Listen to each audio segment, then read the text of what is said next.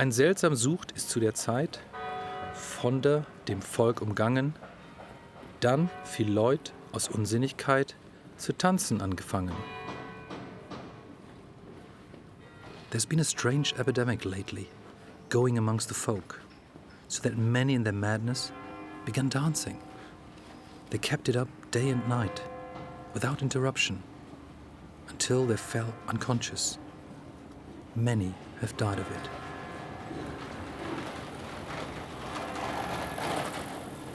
Imagine that one day you start dancing inadvertently and you just can't stop. Your eyes glaze and word spreads, and so does the dance. That's what happened here in Strasbourg in the summer of 1518, an epidemic of dancing that began with one woman. According to this one physician who was writing in the 1520s called Paracelsus, her name was Frau Trophea. And what he and the chronicles tell us is that on this one day around about the 14th of July in 1518, she just stepped outside of her house and she started a dance. These are Strasbourg's town archives. The dance was catching. Within days, more than 30 people were dancing compulsively. St Vitus Dance. They called it St Vitus Dance, after a martyr believed to use dance as a cure and as a curse.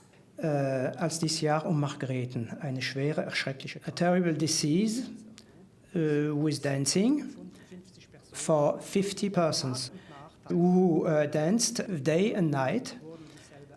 It was terrible to see it. This epidemic was chronicled by eminent citizens later in the 16th century. Those records were burned in 1870 in the Franco-Prussian War, but students and scribes had copied some of the originals, which is why we think we know more about this dance than other such outbreaks in medieval Europe. Some earlier dance outbreaks, in particular one in 1374, that had followed the Rhine down to Strasbourg, were probably due to ergotism. Not dance, really, but agonising convulsions caused by eating mouldy rye. John Waller, a medical historian at Michigan State University, expected to find the Strasbourg outbreak was also caused by poisoned bread. But when he saw the archives, he changed his mind. The chroniclers are absolutely unequivocal on this. They know very well what dancing looks like, and they clearly know the difference between, say, dancing and epilepsy or dancing and convulsive ergotism. There seems no question the people who started dancing did so because they believed they'd been cursed. The saint that they believe has cursed them is Saint Vitus. Now, they wanted religious ministrations at this point. They clearly believed that they'd been cursed, and only suffering, as Saint Vitus intended they suffer, would relieve their agonies. They were expiating their sins through this wild dancing. Now, what's interesting is that the city authorities do not immediately go to the church. The authorities turn instead to medicine.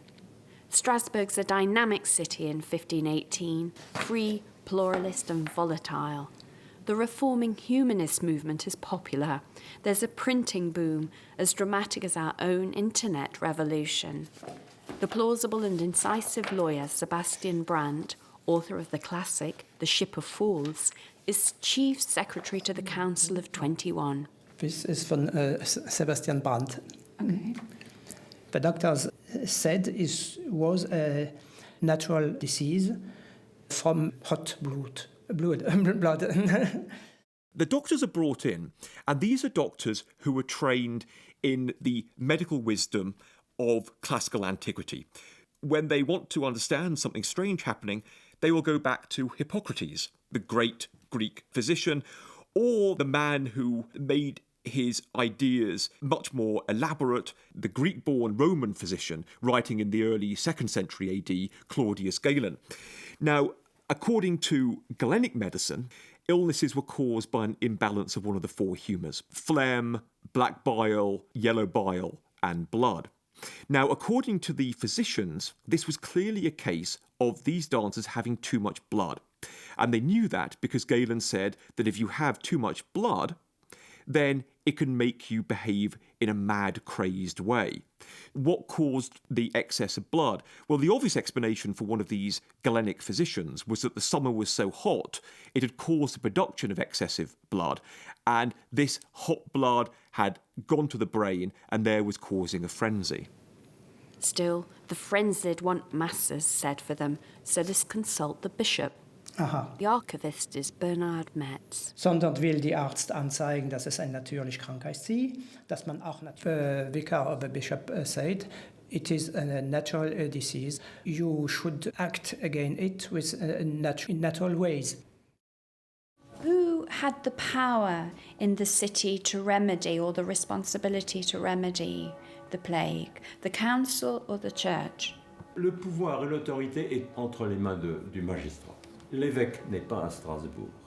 L'autorité... The magistrate was more powerful. In fact, even before 1525, when the Reformation became the law, the magistrate was more powerful than the bishop. And the bishop was not even in Strasbourg. The authorities, including any humanists among them, aren't secular. The magistrate has, for example, installed the biggest bell in Christendom in the cathedral, which is the tallest building in the world. The historian, Francis Rapp, is a member of the Academy of Middle Ages and Antiquity and of the Institute. Ah oui, mais il est religieux. The magistrate is a religious man anyway. Il est très religieux.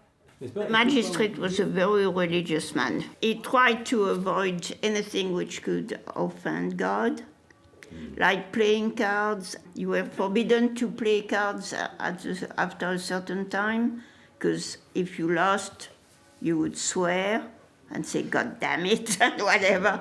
And then the malediction of God would be upon the city.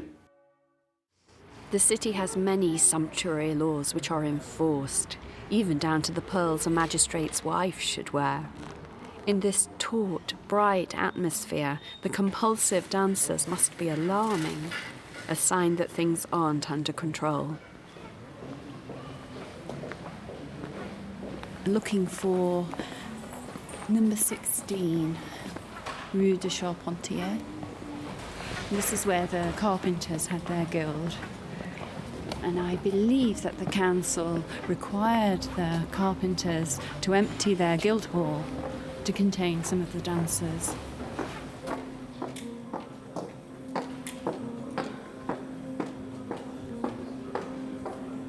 And strangely, we'll come to a stop outside one substantial house in which the piano music is playing. And it is number 16.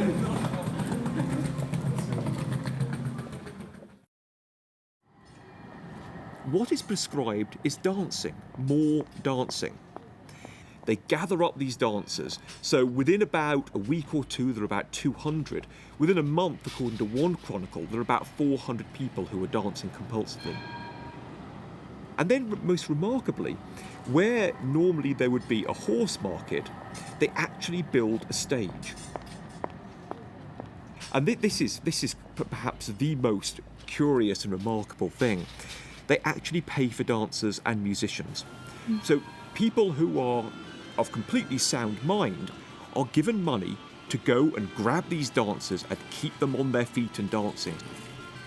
Around the perimeter of the grain market, around the stage in the guild halls, you've got musicians playing drums, pipes, flutes, in order to try and encourage and sustain the dancing. Why on earth do they try to cure compulsive dancing with music? Surely it will attract more dancers and the pulse will keep them entrained to its beat. I imagine it's an attempt to make the dancing look normal. On avance 1, 2, 3 et on recule 1, 2.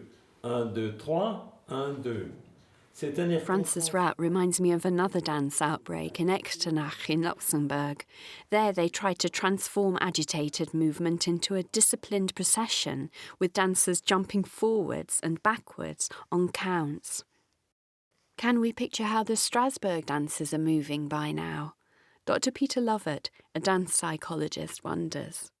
they are likely to be rocking from one foot to the other. What probably happens is when you dance for a very long period of time, you just simply do a very repetitive movement that just goes, repeat, forwards and back or side to side, almost like transference of weight from one foot to the next.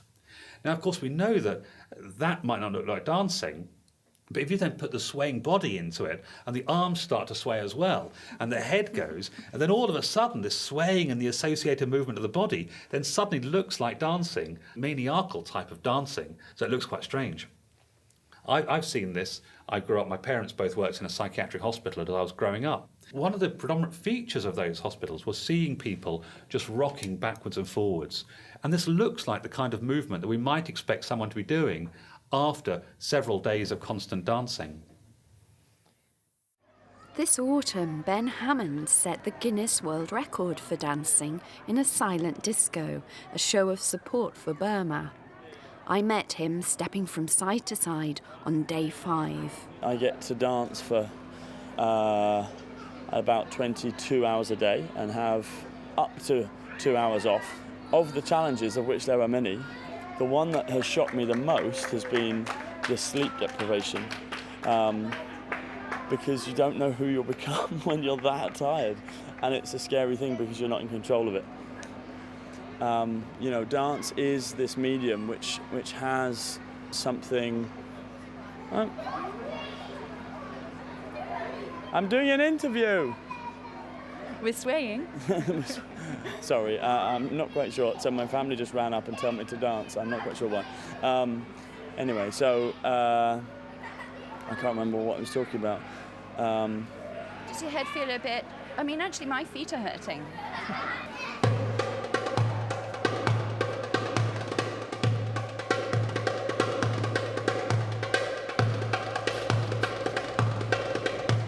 Viele hundert fingen in Strasbourg an, zu tanzen und springen, Frau und Mann. Many hundred began to dance in Strasbourg, men and women alike, out on the market, in the little alleyways, on the roads and the streets, day and night.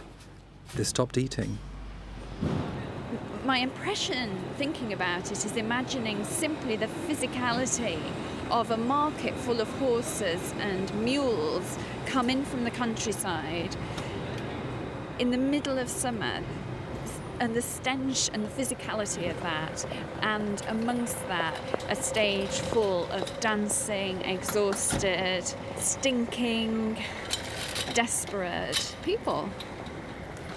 I think there's something interesting about Carnival, that instead of this being an event that people come to join in, consciously choosing to get out of their heads for the day, this is a place where there are groups of people who cannot come back into their heads. They cannot get back into their right mind. A series of natural disasters had preceded the outbreak. We fill empty warehouses with dancing during recessions. Perhaps the Strasbourg dancers were trying to escape anxiety about where the next meal was coming from. John Waller wrote, "A time to dance, a time to die." You have a number of years in which the winters are just unbearably cold. Then you have springs, which are cold and where you have hailstorms. And again and again and again, they're destroying the grapes on the vines. They're destroying the arable and the vegetable crops. And then you have summers, which are unbelievably dry. And the plants are just withering. People are very, very hungry. In fact, it's not very often that you find adjectives in these chronicles, but 1517 is described as a bad year. We know that the hostels were absolutely overwhelmed. This is a city of about 20,000 people. There are well over 1,000 people who are crowding in the city looking for charity, looking for food and shelter. And why do you think then that they dance? They don't riot or scream or drink or run amok? Yeah. Why this translation of that kind of anxiety into dance movement? Because of this pre-existing belief in the possibility of being cursed. Dance was used in the Middle Ages as an allegory to teach appropriate behaviour. Our Strasbourg dancers will have been warned of an inappropriate 11th century dance at Kolbeck in Saxony. the art historian Sophie Oosterwijk. It was a group of young people, men and women, who did the utmost sacrilege of dancing and singing in the local churchyard on Christmas Eve. And that was absolute sin. And they are cursed for their sacrilege by the local priest, who prays that these dancers may continue dancing for a whole year. And of course they do so, but it proves fatal. All of them die. The church used that example to criticize dancing in the wrong place and at the wrong time. So it's the frivolity of the dance that's objected to. Everyone in medieval society danced, priests as well. Remember, a lot of priests were young men. In fact, we know from medieval injunctions against priests dancing and criticisms by the church about priests who rushed through the service in order to start dancing, that it did actually happen. So dancing is something that is important to... Brilliant. It's interesting that the punishment is dancing. Very often we find that too in the paintings by Hieronymus Bosch. The punishment you get for a particular sin is a perversion of that same sin. So if you've been a glutton, you're going to be fed in the hereafter, in hell, but you'll be fed horrible things. In the work of Bosch, you could be fed toads and lizards and the very things you would not want to eat. So I can imagine that to be forced to continue dancing without being able to stop is punishment by surfeit. If you like dancing, see whether you still like it after a year of continuous dancing. In 16th century Strasbourg, how to live well is secondary to how best to die. It's a deep anxiety about death that begins to explain the dance for me. The historian Francis Rapp. Deux problèmes religieux inquiètent. C'est les campagnes d'indulgence. Alors c'est pour ça que Luther... There's fierce uncertainty about how to be saved. The church is meant to be part of the framework of intercession between the faithful and their final judge, God, but it's being accused, often by its own priests, of being corrupt. For example, many Strasbourgeois have been encouraged to buy indulgences to supplement contrition in the hope of avoiding hell. It's a year since Martin Luther published his 95 Theses arguing for church reform, and his views that these indulgences are meaningless have reached Strasbourg. N'est-ce pas? Okay, in 1518, what Luther said was printed in Strasbourg, so the people knew about it, and they became very worried, because what they had paid for became worthless. So that might be a cause of unrest. So a fear of, not a fear of wasting money, but a fear of hell, Well, longer in no, hell. both probably. Yeah. Fear of wasting your money and fear you were heading for hell. Yeah. Would that undermine people's whole belief system in their religion? It might. Donc je crois que, si vous voulez, le facteur religieux et de la mentalité collective peut avoir joué un rôle pour énerver les gens. Fear. Fear. Collective fear. And then you become hysterical. Like the people in London during the summer. Et il y avait la peur de la syphilis, n'est-ce pas? Mais ça, c'est plus ancien déjà. There are disfiguring diseases like leprosy and syphilis. Syphilis, then called the French disease, had been contagious enough in Strasbourg for a whole hospital to be built in the previous decade. An illness that might be interpreted as divine retribution, illness forced into metaphor, just as it would be again in America in the 1980s. And Strasbourg's cemeteries with their open charnel houses of corpses keep death and decay in plain sight. N'est-ce pas? Il y a la danse macabre. I wonder if some of our dancers have a kind of vertigo and simply choose to jump before they're invited into their dance of death. Sophie Oosterwijk is a specialist in the danse macabre. There's one on a wall in central Strasbourg at this time. You emperor, you pope, you king, however powerful or rich you were, you must now dance and join the dead. and each of the living saying, I don't want to, I'm not ready, I never thought it would happen to me, or just not just yet now. And yet they must. There is no escape. Now, interestingly, in Strasbourg, we've got a different type of dance. Not unique, but definitely unusual, because it's about groups of people and how we are part of a group. And that is quite relevant to the dance outbreak, in which healthy people are somehow invisibly being pulled out of their normal routine and being forced to join a group of dancers who are equally out of order. Remember that the colours of death are rather grim. In the medieval period, they were well aware of the different stages of putrefaction, how you would turn from a pale corpse to a state of blackness, and ultimately your flesh will be eaten away by maggots and you would end up a grey skeleton. Black is an evil colour. In one German poem, a child calls to his mother, "A black man pulls me away. How can you abandon me thus? I must dance when I haven't even learned to walk yet." I've been telling this story of the dancing plague to other people elsewhere, trying to understand it. I happened to be regaling Ethel Macabre, a neighbour of mine, and she told me her experience. Ethel was sent to a Seventh-day Adventist school in central Zimbabwe, alongside other girls from various religious backgrounds, including traditional African. She witnessed an outbreak of possession that lasted 2 months and became a national story. The girls thought invisible beings were strangling them. Would go to bed quietly. And then one person would just start screaming and getting out of their bed and flailing about and holding their necks and moving about and that sort of thing in a frenzy, as if fighting somebody off, and the next person would do it. And then from the other dormitories, people would come running from the other dormitories and say, "Oh, such and such a person is being strangled." In a night, there might be as many as 6.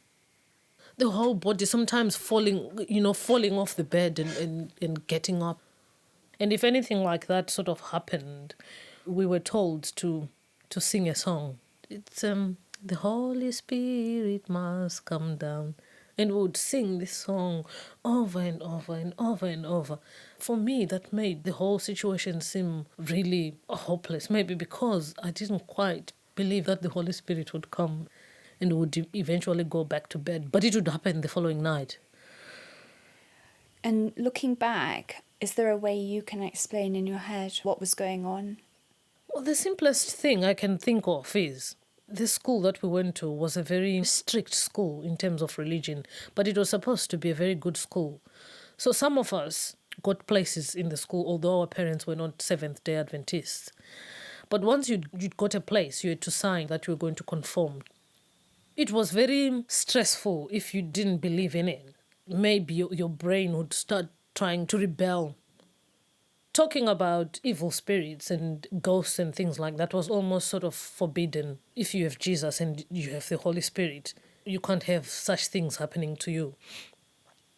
Some of it was that pressure of wanting to be who you are and questioning what about the traditional religion and what about the belief in ancestral spirits and that sort of thing, but you couldn't sort of talk about it.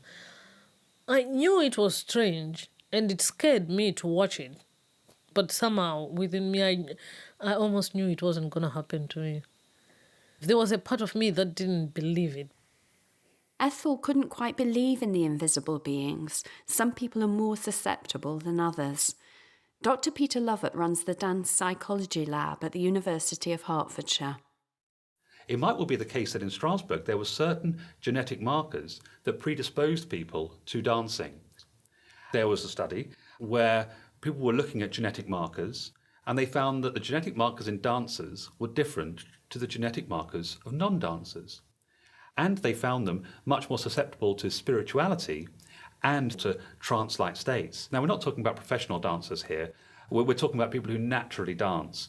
And might that relate to not being able to articulate the fear you're feeling or the pain you're in? Might that be part of the genetic predisposition? It's a really interesting question because Many of the responses we've got from people have said, I can't tell you why I dance. If I knew how to tell you why I danced, I wouldn't have to dance. And what this suggests is that the dancing is there in place of being able to articulate. So they're really articulating with their body rather than with their words. I find that quite moving. Well, does it touch you? Yes, it does. I mean, I think dance is a core aspect of who we are.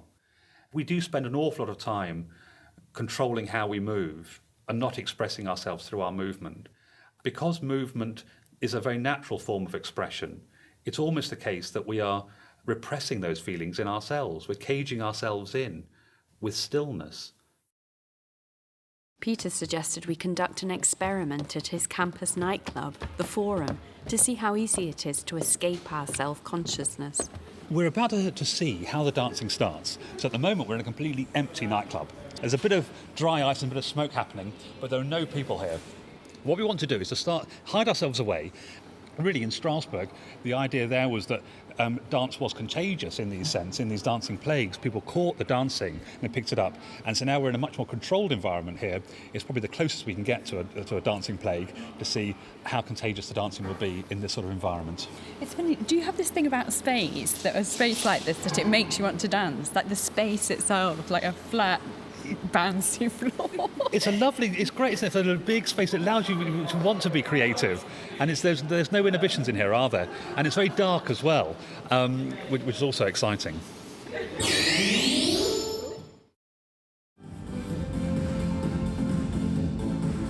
There are lots of people doing sort of 4 counts of moves.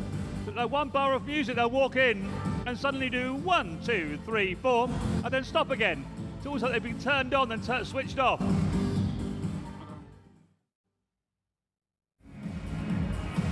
There's a really funny feeling because it keeps feeling like the dancing is going to start and kick off, but then it stops and everyone walks away. And then we're left with a quiet space again. There's one girl who just keeps walking backwards onto the dance floor. I think she's like, there she is, yeah. Okay. So it's interesting that she kind of almost keeps eye contact with her friends. She backs onto the dance floor about 6 feet, has a wiggle, and then moves back again, all at the same time. They're pumping smoke onto the dance floor now to obscure the vision even more. It feels like someone's going to dance soon. Our boy on this side of the floor is doing sort of robotics. Oh no. But loads of people are now streaming into the club. I can't believe how much they're fighting the urge to dance. I can't believe it. Yeah, it's almost an unbearable urge, isn't there?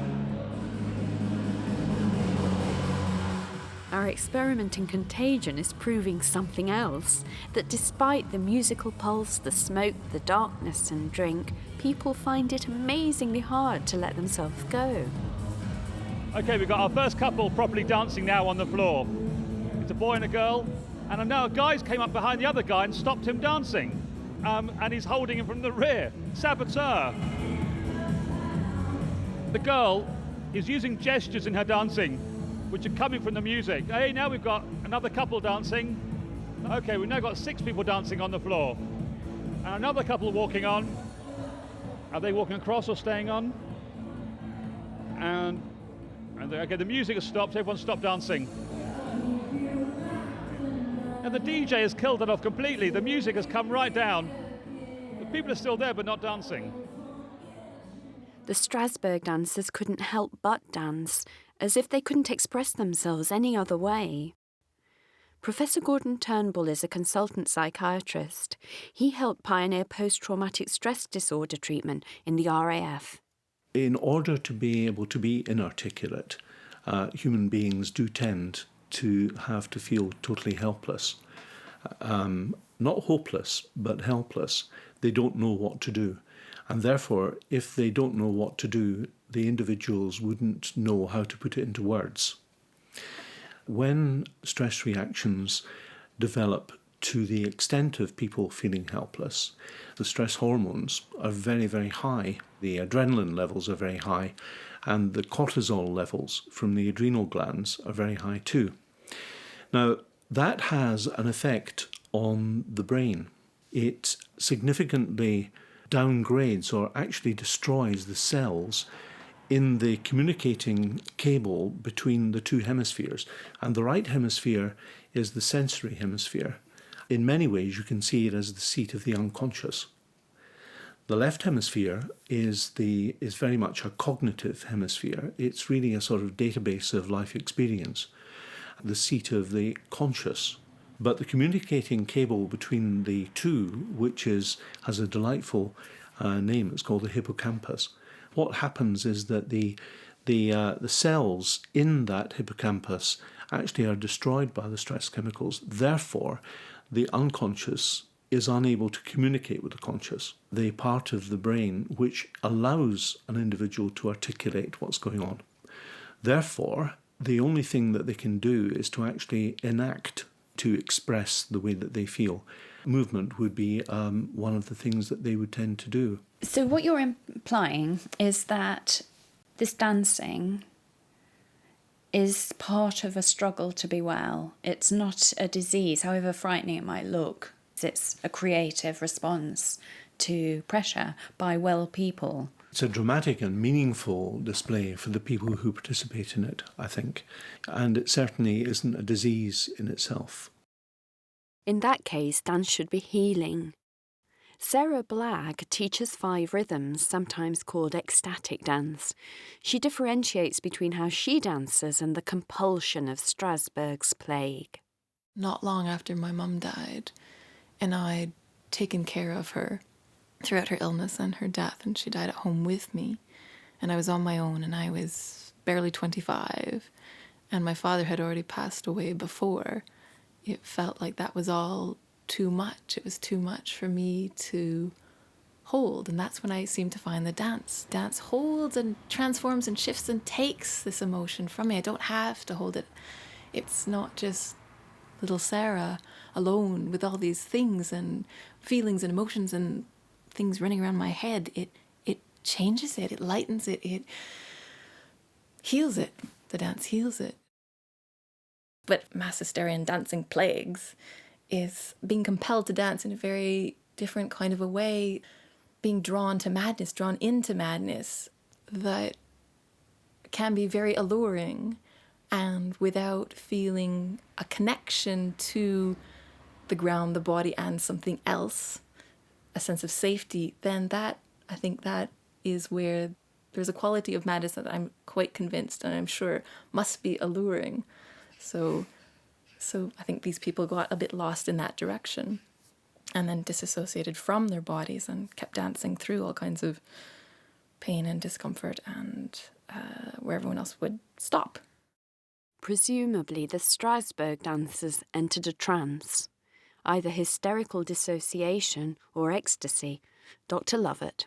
Well, even when you're doing nothing at all, the brain is ticking over. There's things happening in the front of the brain, or the back of the brain, the side of the brain. There's things happening all over the place. And what's been observed is that when you put people into a brain scanner and then put them into a trance-like state, that activity stops.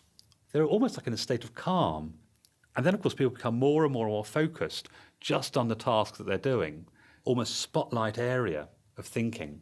Those Strasbourg dancers, when they were dancing and dancing and dancing, let's imagine they went into a trance-like state. They became very, very focused on their own internal thoughts, but they shut out everything else. Endorphins were rushing, therefore overcoming their pain. They don't realise that they need water. And then, of course, they might then die of dehydration. Tag und Nacht ihren viel nicht aßen, bis ihn das Wüten wieder erlag.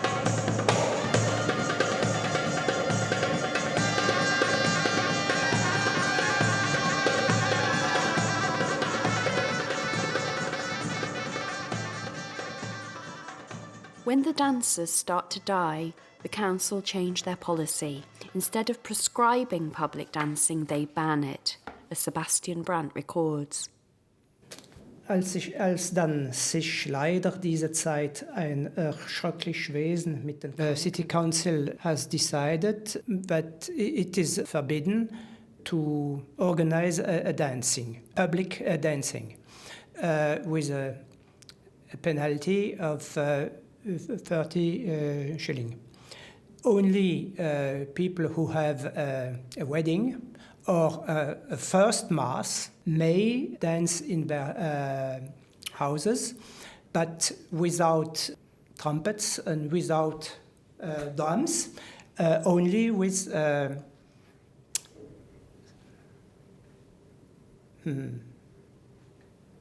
string instruments. So no beat. When you were reading this, you laughed? Because of the first mass. It means that a family had, for instance, a son who became priest and sang his first mass. And this was a legal occasion for dancing.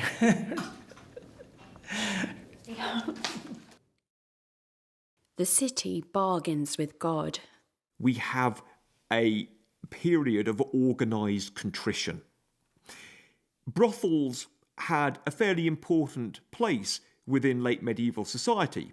In fact, not only the church but the state leased land and buildings to brothel keepers. They close down the brothels. They force prostitutes out of town, although interestingly, the council memos explain that this will only be for a time. The worst of the alcoholics are kicked out of town. Strasbourg's excessive appetites are curbed.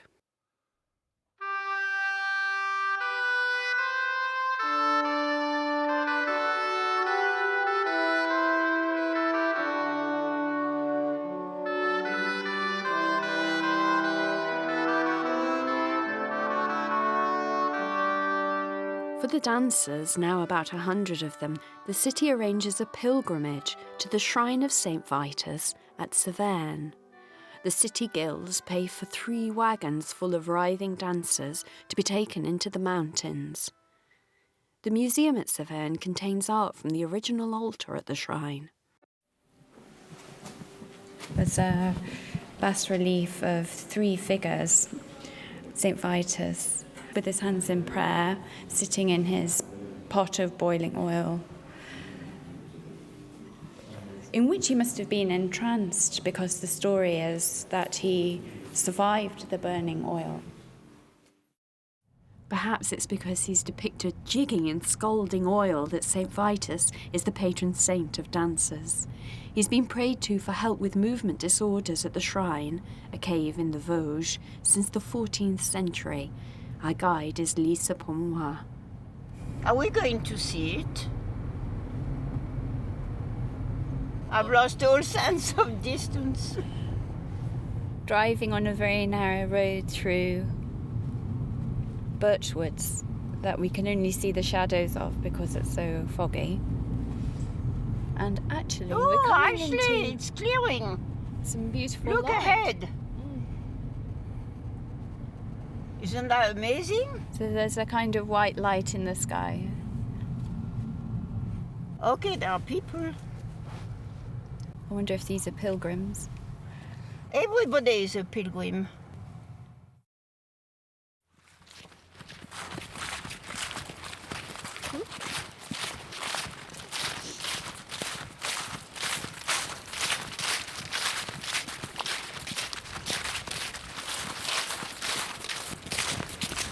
Now we have to make decisions and look at the signs.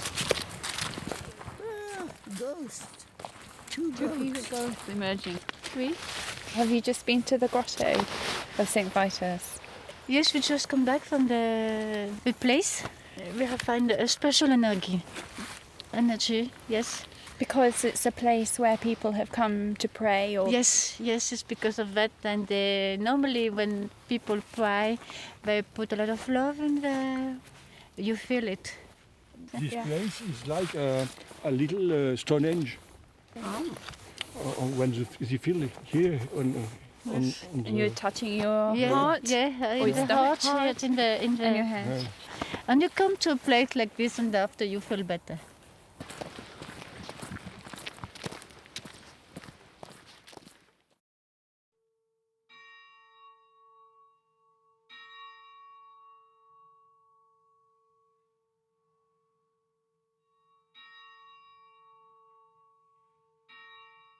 path is extremely narrow. I can't imagine what it was like for people who had lost their balance. We're here, Lisa. Did you hear the bell? Yeah. Calling you? Yeah.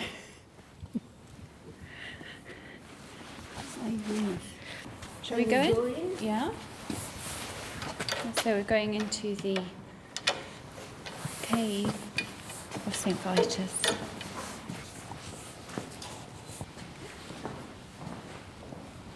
I don't know what comfort there would be here, or whether the candlelight would make this a place you could feel safe.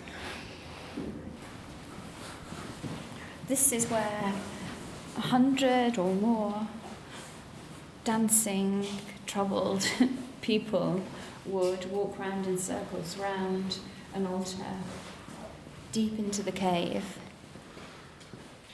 You can imagine the environment, the smell of incense. There are candles which are guttering in the grotto, chants that are being sung. You can just imagine how intense an experience it would be for these people, feeling finally that they're getting the kind of help that they needed weeks before. It's like they're given a voice. It's the last thing that they're using. It's like they've been acknowledged. Yes. I deduce that you think it's completely possible that this would happen.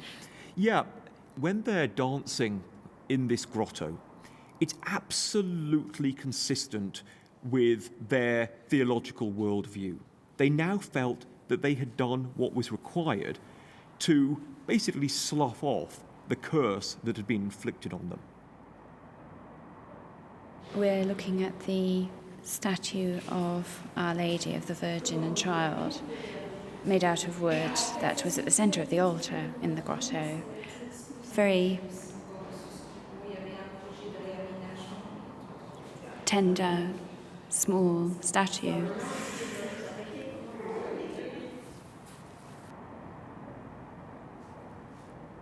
Da gab man ihnen Kreuzle und rote Schuhe und machte Mess über sie.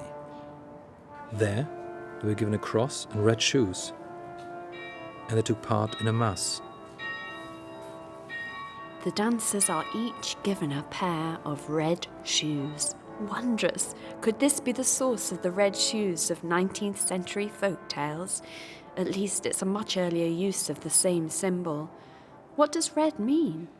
Red is the liturgical colour for martyrdom. It's the colour of the Passion. The Pope wears red. So does the devil, and his hellfire's red hot. For me, it's the colour of blood. Red cross, red crescent, red ribbon. A matter of life and death. A sign, I think that is quite important. The red shoes would have marked those people as part of a group.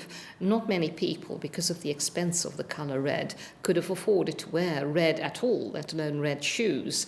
It could be almost like a pilgrim's badge, form of insignia.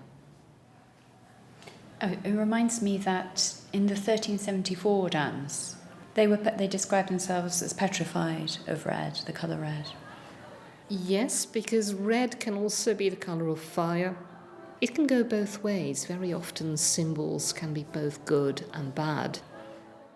As can dance, a means to express the inexpressible, healing only in good measure. To have the opportunity to open up to something beyond what we know and what we already experience. There's no template for life, and that makes life intoxicatingly exciting. I had really very little conception of how strange we can really be.